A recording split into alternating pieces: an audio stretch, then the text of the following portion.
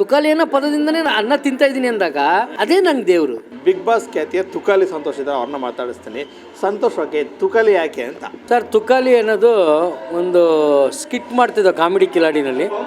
ಆಗ ಹೀರೋಗೆ ಒಂದು ಡಿಫ್ರೆಂಟ್ ಹೆಸರು ಬೇಕಾಗಿತ್ತು. ಎಲ್ಲ ಸೂಪರ್ ಸ್ಟಾರ್ ಹೆಸರಿತ್ತಲ್ಲ, ಅದೆಲ್ಲ ಹಾಕ್ಕೊಂಡ್ರೆ ದೊಡ್ಡ ದೊಡ್ಡ ನಟರಿಗೆ ಅದು ಅಗೌರವ ತಂದಂಗೆ ಆಗ್ಬಿಡುತ್ತೆ ಅಂತ ನಮಗೆ ನಾವೇ ತುಕಾಲಿ ಸ್ಟಾರ್ ಅಂತ ಇಟ್ಕೊಂಬಿಟ್ಟು ಆ ಸ್ಕಿಟ್ಗಳು ಮಾಡ್ತಾ ಮಾಡ್ತಾ ಮಾಡ್ತಾ ಸ್ಕಿಟ್ಗಳು ಹಿಟ್ಟಾಗ್ಬಿಡ್ತು. ಬಿಗ್ ಬಾಸಿಗೆ ಬಂದಾಗ ಹಂಗೆ ಜನ ಕರೆಯೋಕ್ಕೆ ಸ್ಟಾರ್ಟ್ ಮಾಡಿದ್ರು ಆಲ್ರೆಡಿ ತುಕಾಲಿ ಅಂತ.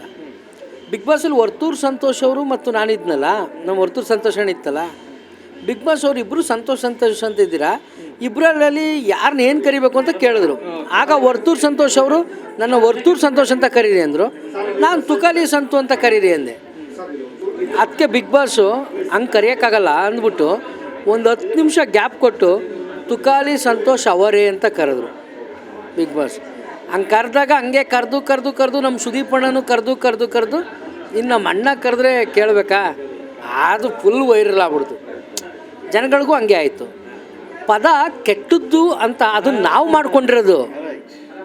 ಇಂಥ ಪದಕ್ಕೆ ಇಂಥ ಅರ್ಥ ಅಂತ ಅದು ನಾವುಗಳು ಮಾಡಿರೋದು. ನಾವು ಹುಟ್ಟಿದ ಮೇಲೆ ಆ ಪದಕ್ಕೆ ಕೆಟ್ಟ ಹೆಸರು ಬಂದಿರೋದಲ್ವಾ.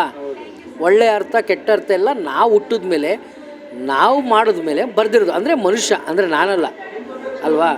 ನಮ್ಮ ಉಪ್ಪಿ ಸರ್ ಹೇಳಲ್ವಾ, ನಾನು ಹುಟ್ಟಿದ ಮೇಲೇನೆ ಶತಕೋಟಿ ದೇವರು ಹುಟ್ಟಿದ್ದು ಅಂತ.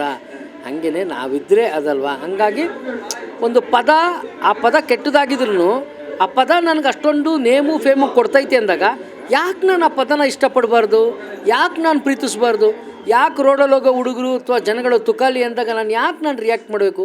ಖುಷಿಯಾಗಿ ಒಂದು ಸ್ಮೈಲ್ ಕೊಡೋಣ, ಅದೇ ನಂಗೆ ಅನ್ನ ಕೊಡ್ತಿದೆ ಅಂದಾಗ ನಂಗೆ ತುಕಾಲಿ ಅನ್ನೋ ಪದನೇ ದೇವ್ರಲ್ವಾ ಇಲ್ಲಿಗೆ ಅಲ್ವಾ. ತುಕಾಲಿ ಅನ್ನೋ ಪದದಿಂದನೇ ನಾನು ಅನ್ನ ತಿಂತಾಯಿದ್ದೀನಿ ಅಂದಾಗ ಅದೇ ನಂಗೆ ದೇವರು. ಯಾರು ನಮ್ಗೆ ಅನ್ನ ಕೊಡ್ತಾರೋ ಅವರೇ ದೇವರು. ಹಂಗಾಗಿ ಆ ಹೆಸರು ನನಗೆ ಇಷ್ಟೊಂದು ಫೇಮ್ ತಂದು ಕೊಡ್ತು, ಇಷ್ಟೊಂದು ಧೈರ್ಯ ತಂದು ಕೊಡ್ತು, ಇಷ್ಟೊಂದು ಸ್ಟೇಜ್ ಮಾಡೋಕ್ಕೆ ಅವಕಾಶ ಮಾಡಿಕೊಡ್ತು, ಇಷ್ಟೊಂದು ನೇಮ್ ಕೊಟ್ಟಿರೋದ್ರಿಂದ ಜೊತೇಲಿ ಇರಲಿ ನನ್ನ ಸ್ನೇಹಿತನಾಗಿ ಅಂತ ಅಷ್ಟೇ, ಇನ್ನೇನಿಲ್ಲ.